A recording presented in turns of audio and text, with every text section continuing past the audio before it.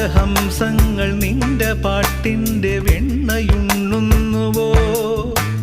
പകുതി പൂക്കുന്ന പാരിജാതങ്ങൾ പ്രാവുപോൽ നെഞ്ചിലമരുന്നോ?